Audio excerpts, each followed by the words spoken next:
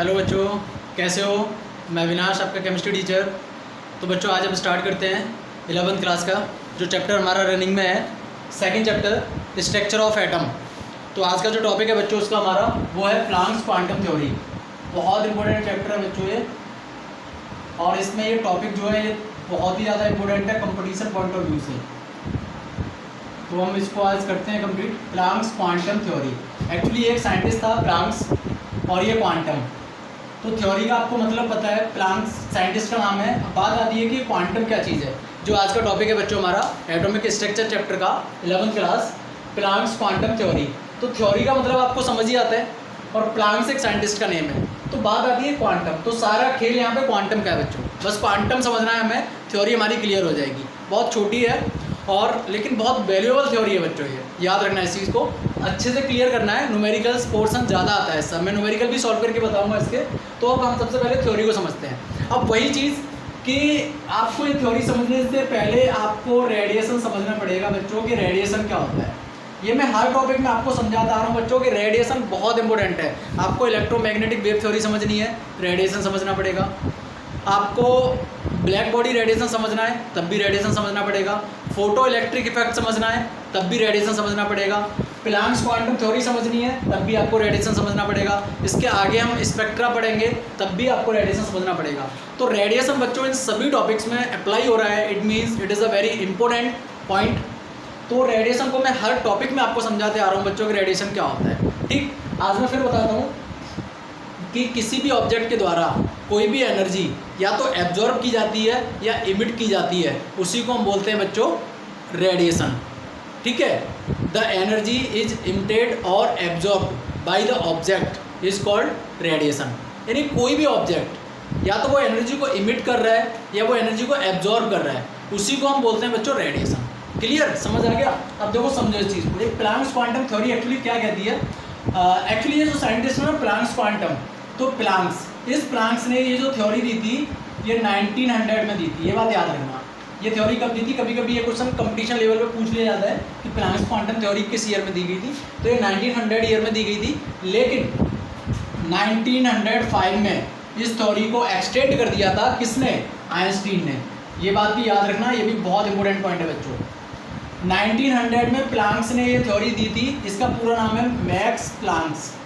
ठीक बच्चों, पूरा नाम है मैक्स प्लांक्स। ठीक है, उसने 1900 में थ्योरी दी थी और इसी थ्योरी को 1905 में आइंस्टीन ने एक्सटेंड कर दिया था। राइट।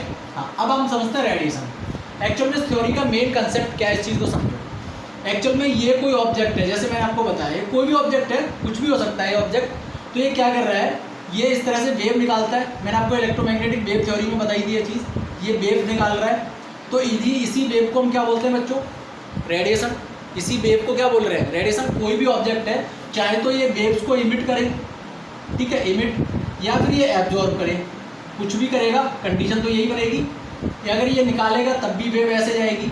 अगर ये इमिट करेगा तो वेव इस तरह से जाएगी, और ये एब्जॉर्ब करेगा तो वेव आ रही होगी और इस तरह से एब्जॉर्ब कर लेगा।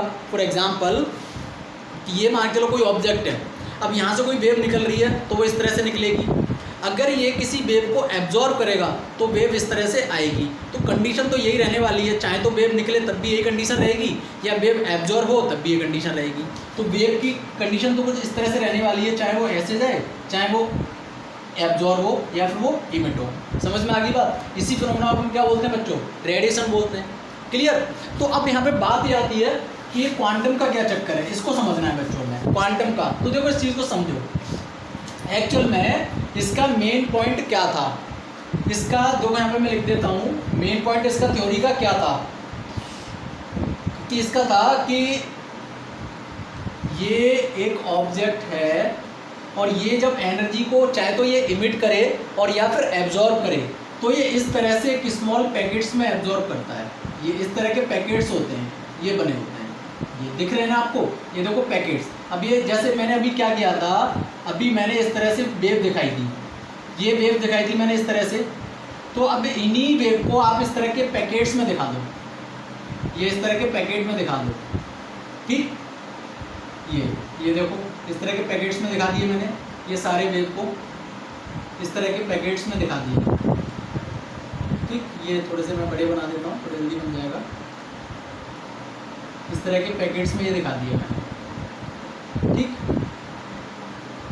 तो अब मैं यहाँ पे बात करूँ सिर्फ एक पैकेट की, ये चीज़ समझ में आ गई। ये जो वेव है इसी को मैंने किस में बना दिया है, छोटे छोटे पैकेट्स में बना दिया है, स्मॉल पैकेट्स में। क्लियर बच्चों? तो अब देखो मैं इसको रफ करता हूँ और मैं यहाँ पे सिर्फ एक बनाता हूँ। ये एक ऑब्जेक्ट है और ये एक वेव को इमिट कर रहा है और इसमें ये स्मॉल पैकेट बनाया है इसने। ये पूरा एक ऑब्जेक्ट हो गया। ये एक पैकेट लिया मैंने। अब ऐसे बहुत सारे पैकेट्स हैं जो मैंने अभी जस्ट आपको बना के दिखाए। ठीक है, ये एक पैकेट होता है। अब देखो according to Planck's quantum theory, पहली बात प्लैंक्स क्वांटम ने क्या बताई थी कि ये जो स्मॉल पैकेट्स हैं, इन्हीं स्मॉल पैकेट्स को, यानी एनर्जी के जो स्मॉल पैकेट्स होते हैं, ये जो वेव दिख रही है ये कौन सी वेव है? ये एनर्जी की तो वेव है। अब एनर्जी की वेव ये दो केस में है, या तो ऑब्जेक्ट एनर्जी को इमिट कर दे या एनर्जी को एब्जॉर्ब कर दे। दो ही केस बन रहे हैं ना बच्चों, या तो ये इमिट करे या फिर एब्जॉर्ब करे। लेकिन पैकेट इस तरह के ही बनेंगे, चाहे तो ये इस तरह के छोटे छोटे पैकेट्स में एनर्जी को ये ले ले यानी एब्जॉर्ब कर ले, या फिर एनर्जी को निकालेगा तब भी वो इन्हीं पैकेट्स में निकालेगा। तो ये किसके स्मॉल पैकेट्स हो गए बच्चों? एनर्जी के स्मॉल पैकेट्स हो गए। समझ में आ गई बात? ये जो वेव दिख रही है ना, ये क्या है, इसी तरह स्मॉल पैकेट्स में होती है एनर्जी। ठीक है, तो एनर्जी चाहे वो इमिट करे या एब्जॉर्ब करे, वो स्मॉल पैकेट्स में ही करेगा। इसी स्मॉल पैकेट्स को बच्चों बोलते हैं क्वांटम। बस समझ में आ गई बात? और इसीलिए मतलब क्या था, प्लैंक्स क्वांटम थ्योरी। तो इसी स्मॉल एनर्जी स्मॉल पैकेट्स पे ही इसने अपनी थ्योरी दी थी। बस समझ में आ गई बात? ये थी इसकी मेन थ्योरी, यानी प्लैंक्स क्वांटम थ्योरी। ये जो स्मॉल पैकेट ऑफ एनर्जी है, इसी को इसने क्या नाम दिया था, क्वांटम। इसीलिए इस थ्योरी का नाम पड़ गया प्लैंक्स क्वांटम थ्योरी, क्योंकि किसने दी थी, प्लैंक्स ने। ठीक है, और इसी स्मॉल पैकेट्स को हम क्या बोलते हैं बच्चों, क्वांटम। ठीक, अब एक और मज़ेदार बात दूसरी। ठीक, यानी आप इसको कह सकते हो कि each small packets of energy is called quantum. Each small packets of energy is called quantum. ये एनर्जी के जो स्मॉल पैकेट हैं इसी को क्या बोलते हैं, क्वांटम बोलते हैं। लेकिन दूसरा पॉइंट देखो बच्चों, और ये बहुत इंपॉर्टेंट पॉइंट है, in case of light energy का मोड कुछ भी हो सकता है। मान लो सन से लाइट आ रही है, वो भी क्या है, एनर्जी का ही मोड है ना, उसके भी स्मॉल पैकेट्स होंगे, उसको भी हम क्या बोलेंगे, क्वांटम। लेकिन एनर्जी तो लाइट के केस में भी होती है ना बच्चों।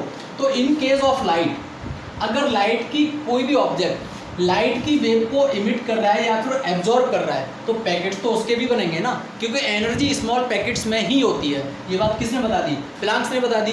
अब एनर्जी का मोड तो कुछ भी हो सकता है, electricity also form of energy, got it. तो अगर इन केस ऑफ लाइट, अगर लाइट के केस की हम बात करें बच्चों, तो इसी स्मॉल पैकेट्स को हम क्वांटम नहीं बोलेंगे। लाइट के केस में हम बोलेंगे in case of light these small packets of energy is called photon. ये वर्ड याद रखना बच्चों। अगर नॉर्मल एनर्जी के पैकेट्स की बात हो रही है तो उसको हम बोलेंगे बच्चों क्वांटम। लेकिन अगर लाइट के केस में अगर बात हो रही है तो उसको हम बोलेंगे फोटोन। लेकिन दोनों वर्ड्स का मतलब एक ही है, काम एक ही है, सब कुछ एक है, बस हमने वर्ड चेंज कर दिया। लाइट को छोड़ के जितने भी मोड ऑफ एनर्जी होंगे उस हर केस में हम स्मॉल पैकेट ऑफ एनर्जी को क्या बोलेंगे बच्चों, क्वांटम बोलेंगे। लेकिन अगर लाइट का केस है तो उसी एनर्जी के स्मॉल पैकेट को हम क्या बोलेंगे बच्चों, फोटोन बोलेंगे। ठीक है, लाइट के केस में। तो मैंने लिख रखा है यहाँ पे in case of light these small energy packets. आप चाहो तो यहाँ पे एक वर्ड और लगा सकते हो, एनर्जी। ठीक बच्चों, in case of light these small packets of energy is called photon. अगर लाइट के केस में हम बात कर रहे हैं तो फोटोन बोलेंगे, और बाकी किसी भी मोड में अगर एनर्जी की बात कर रहे हैं तो उसको हम बोलेंगे क्वांटम। क्लियर बच्चों, ये दोनों पॉइंट्स क्लियर हो गए। Each small packets of energy is called quantum and second point is in case of light these small energy packets of energy आगे लगा दिए तो यहाँ से हटा दो, packets of energy is called photon. ये दो बातें आपको अच्छे से पता होनी चाहिए। ठीक, उसके बाद हम चलते हैं तीसरे पॉइंट की तरफ कि इसका सबसे इंपॉर्टेंट और मेन पॉइंट क्या है प्लैंक्स क्वांटम थ्योरी का, कि इस स्मॉल पैकेट्स के ऊपर इसने थ्योरी क्यों रखी। आप इसका स्क्रीनशॉट लो, फिर हम थर्ड पॉइंट की तरफ चलते हैं।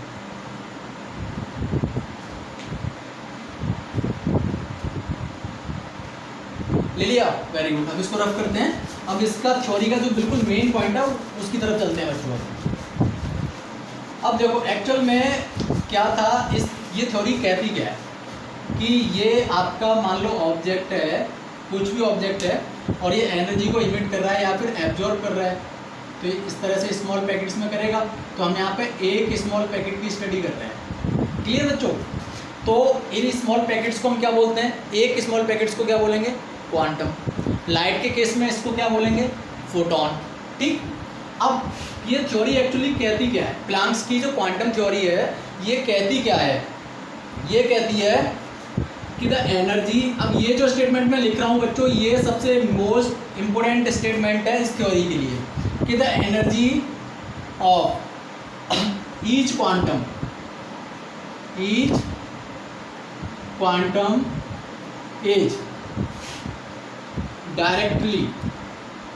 directly proportional, the energy of each quantum is directly proportional to the frequency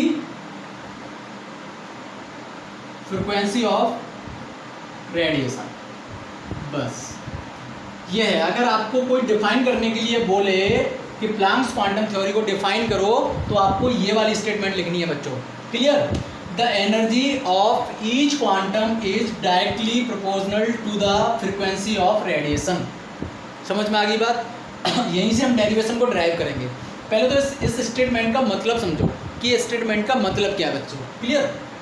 ये क्या कहता है? मैक्स प्लैंक जो है उसने क्या बात कही थी कि ये जो क्वांटम है ना, स्मॉल पैकेट्स ऑफ एनर्जी को क्या बताया इसने? क्वांटम बताया। ठीक।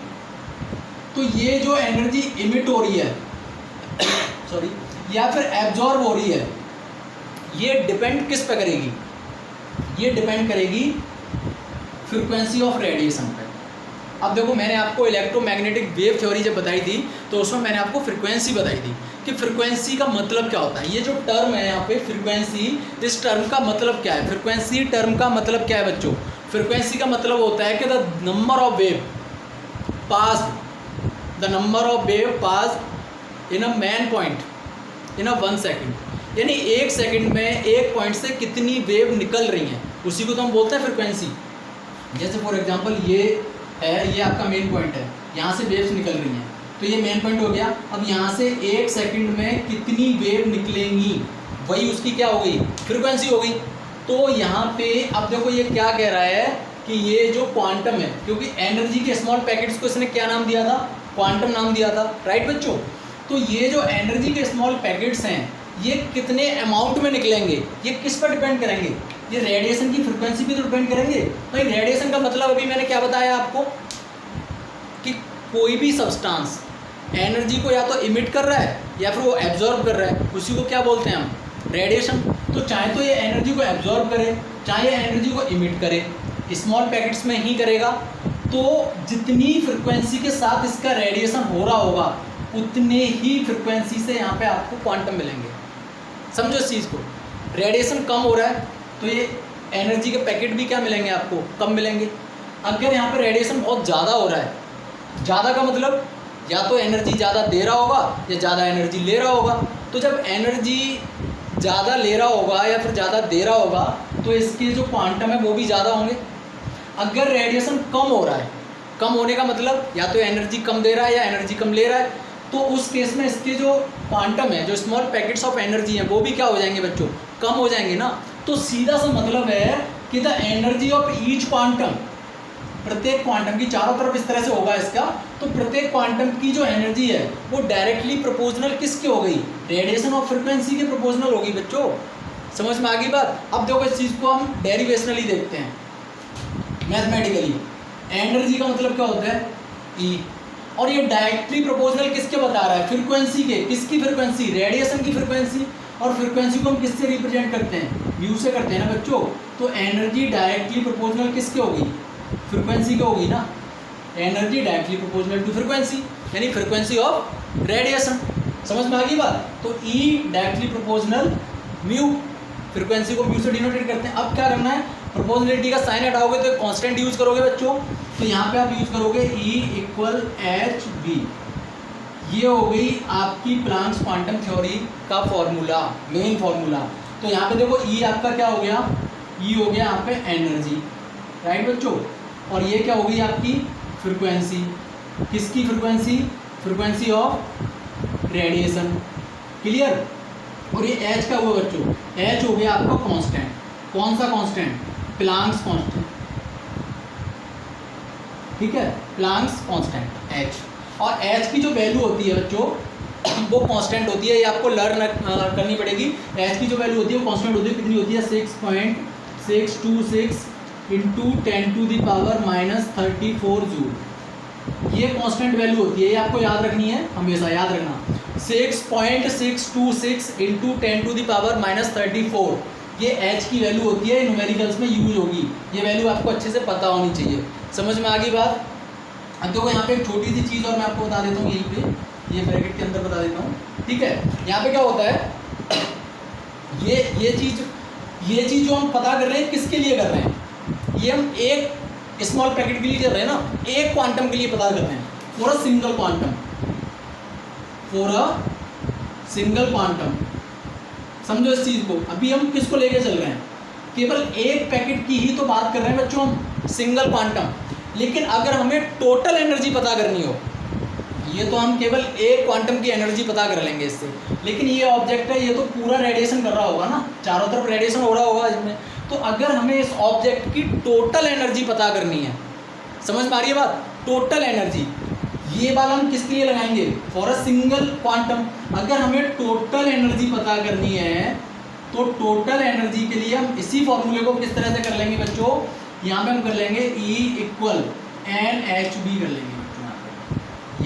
ये देखो, तो N देखो, E एनर्जी हो गया, ये फ्रीक्वेंसी हो गई, ये प्लांक्स कांस्टेंट हो गया, और N यहाँ पे क्या हो गया? N यहाँ पे हो गया इंटीजर।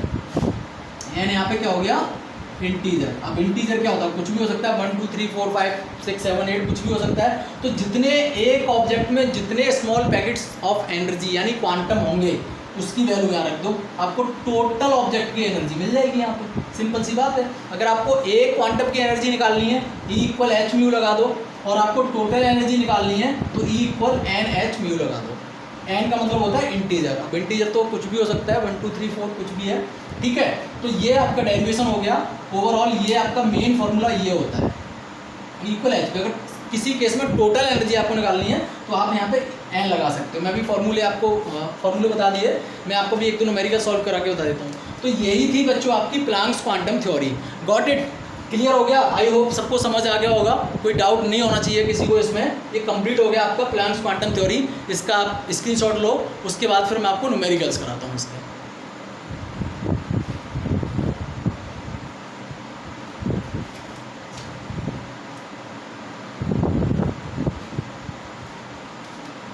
ले लिया? Very good. अब चलो मैं एक दो न्यूमेरिकल करा देता हूँ प्रैक्टिस के लिए, अच्छे से क्लियर हो जाएगा। और ये जो डेरिवेशन हमने प्रूव किया है, ये जो फॉर्मूला ड्राइव किया है, इसको हम अप्लाई करके देखते हैं न्यूमेरिकल्स के थ्रू। ओके बच्चों?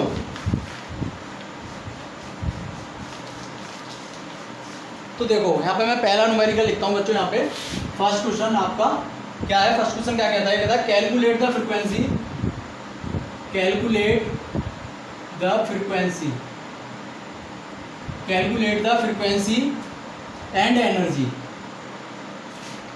And energy, calculate the frequency and energy of a photon, of a photon, of a photon. अब देखो फोटोन वर्ड आ गया तो मतलब वो किस केस में पूछ रहा है? लाइट के केस में। बात वही है, calculate the frequency and energy of a photon of radiation, of radiation having wavelength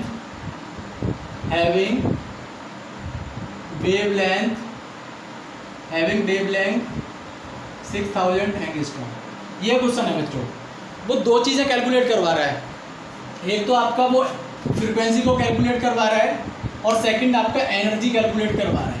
ये दो चीज़ें कैलकुलेट करवा रहा है। Calculate the frequency and energy of a photon of radiation having wavelength 6000 angstrom. ये क्वेश्चन है। अब देखो, तो ये 2 स्लॉट में सॉल्व करना है आपको क्वेश्चन। पहला स्लॉट आप सबसे पहले क्या सॉल्व करोगे, फ्रीक्वेंसी सॉल्व करोगे बच्चों। फ्रीक्वेंसी सॉल्व करने का फॉर्मूला क्या था, इलेक्ट्रोमैग्नेटिक वेव थ्योरी में मैंने आपको बताया है ना, फ्रीक्वेंसी का क्या होता है, mu equal C upon lambda, यही तो होता है फॉर्मूला। फ्रीक्वेंसी को सॉल्व करने का फॉर्मूला क्या होता है, mu equal C upon lambda. Electromagnetic wave theory में मैं बता चुका हूँ ये चीज़ आपको। अब देखो, जिसमें से सी की वैल्यू होती है क्या, कांस्टेंट, मैं आपको बता चुका हूँ ना सी की वैल्यू क्या होती है, कांस्टेंट क्या होती है 3 × 10⁸, ठीक है, मीटर सेकंड इनवर्स ये होती है। और लैम्डा देखो गिवन है कितना, वेवलेंथ किससे रिप्रेजेंट करते हैं, लैम्डा से, तो 6000 एंगस्ट्रॉम। अब ये एंगस्ट्रॉम में दिया तो आपको चेंज किस में करना है, मीटर में। तो क्या करते हैं हम एंगस्ट्रॉम से मीटर में चेंज करने के लिए 10⁻⁻10 का मल्टीप्लाई कर देते हैं। तो देखो ये आपका प्रॉपर वैल्यू बन गई लैम्डा की, 6000 × 10⁻10 हो गया ना। अब देखो आपको क्या करना है, फॉर्मूला आपके सामने रखा है, तो म्यू इक्वल क्या होगा, सी की वैल्यू कितनी है 3 × 10⁸ अपॉन लैम्डा, लैम्डा की वैल्यू आपने कितनी निकाल दी 6000 × 10⁻10, यही तो कर दी। अब देखो इसको सॉल्व कर दो तो आपको म्यू की वैल्यू मिल जाएगी। इसको सॉल्व करो बच्चों, जस्ट अ मिनट।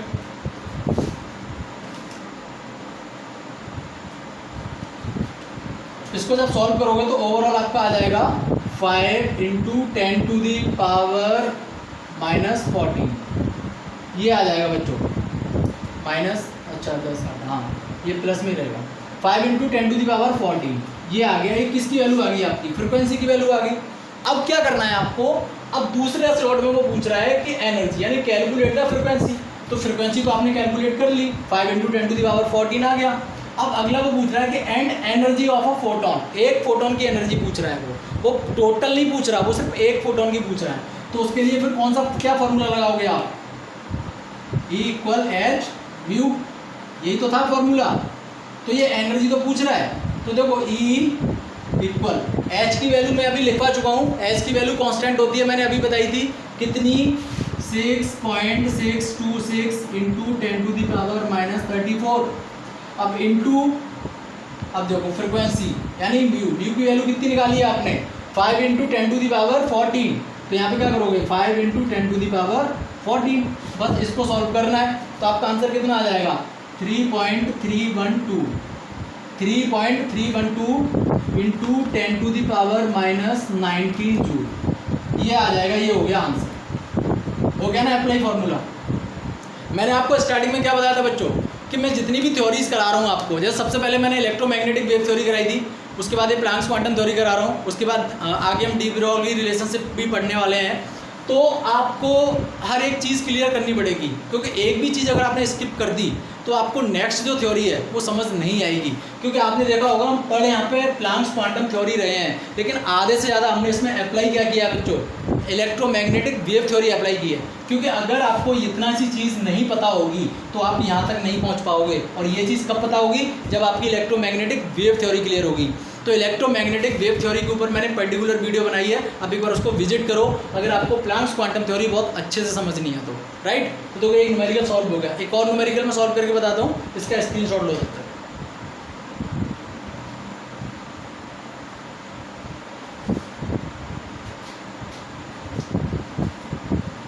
ले लिया, वेरी गुड। चलो एक और न्यूमेरिकल सॉल्व करते हैं, एक और प्रॉब्लम सॉल्व करते हैं, थोड़ा और प्रैक्टिस होगी अपनी। बस समझना है चीज़ों को, बहुत बड़ा कोई इसमें रॉकेट साइंस नहीं लगानी बच्चों, यहाँ पे कूल माइंड से चीज़ों को समझना है, अच्छे से एनालिसिस करना है और उनको बस अप्लाई करना है, और कोई बहुत बड़ा रॉकेट साइंस नहीं करना है यहाँ पे। चलो हम अगला क्वेश्चन लिखते हैं यहाँ पे कि calculate the energy of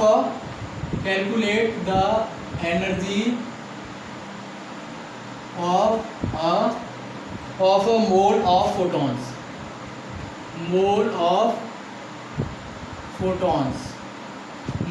photons of radiation,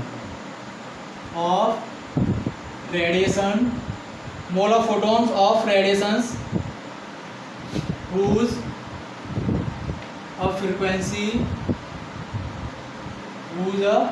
frequency is 5 into 10 to the power 14 hertz as hertz ये है। अब वो यहाँ पे क्वेश्चन ये दिया है कि कैलकुलेट द एनर्जी, यानी calculate the energy of a mole of photons of radiation whose a frequency is 5 into 10 to the power 14 hertz. ये है। तो देखो अब यहाँ पे सॉल्व करने का, आप एक काम करो, पहले वीडियो को पुश करो और एक बार खुद से सॉल्व करके देखो, ये खुद किया करो आप, ठीक है। वीडियो को पुश करो और खुद एक बार आप इसको देखो सॉल्व करके, नहीं होता है तो फिर आगे आप इसको चेक करो अपना। अब देखो यहाँ पे हम सॉल्व करते हैं इसको कि एनर्जी ऑफ 1 फोटोन, अगर हम एक फोटोन की बात करें तो एनर्जी ऑफ 1 फोटोन, ये चीज़ हम क्यों बता रहा हूँ क्योंकि यहाँ पे क्या दिया है बच्चों, मोल्स चीज़ डाली है यहाँ पे, इस वजह से मैं ये चीज़ क्लियर कर रहा हूँ। एनर्जी ऑफ 1 फोटोन इक्वल क्या होता है, इक्वल एच म्यू, यही तो होता है। अगर एक फोटोन की निकालनी है, बता चुका हूँ आपको, यही तो होता है। इसमें से अब आप देखो कि जो एच की वैल्यू है वो कितनी होती है, 6.626 इंटू 10 टू दी पावर -34, और म्यू की वैल्यू उसने दे रखी है ऑलरेडी, फ्रिक्वेंसी गिवन है यार, तो 5 इंटू 10 टू दी पावर 14 हो गया।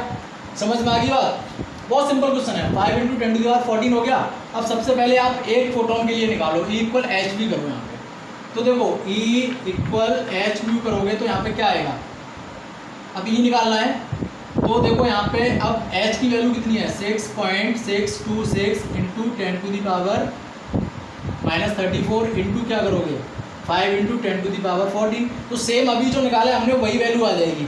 समझ में आ रहा है बात, सेम जो अभी हमने निकाली है ना वही वैल्यू आएगी। 3.312 इंटू 10 टू दी पावर कितना आ जाएगा -19, यही तो आएगी जो अभी हमने निकाली थी। ये एक फोटोन के लिए हो गई बच्चों, क्लियर। लेकिन उसने क्वेश्चन में क्या दिया है, calculate the energy of a mole of photon, एक मोल के लिए पूछ रहा है वो, एक मोल के लिए। अभी ये वैल्यू हमने किसके लिए निकाली है बच्चों, एक फोटोन के लिए निकाली है। बच्चे बहुत बड़ी गलती कर देते हैं बच्चे यहाँ पे, तो इसलिए मैंने क्वेश्चन डाला था यहाँ पे। आपको एक फोटोन के लिए आपने निकाल लिया, लेकिन वो पूछ रहा है एक मोल के लिए, और एक मोल किसके इक्वल होता है बच्चों, 1 mole equal Avogadro number 6 point, Avogadro number क्या होता है बच्चों, 022 इंटू 10 टू दी पावर 10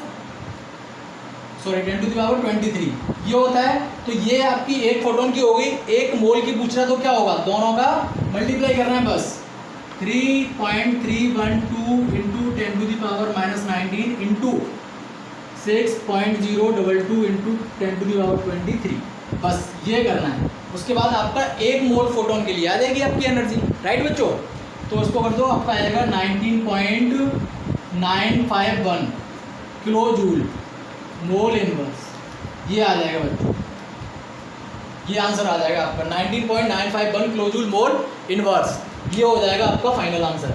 समझ में आ गया बच्चों, बस यही तो करना है आपको, calculate the energy of a mole of photon of radiation who's a frequency. बहुत सिंपल है, कुछ नहीं करना है यहाँ पे, बस आपको थोड़ा सा क्वेश्चन को समझना है पहले कि क्वेश्चन कह क्या रहा है, ठीक। चलो एक बार इसका स्क्रीनशॉट लो,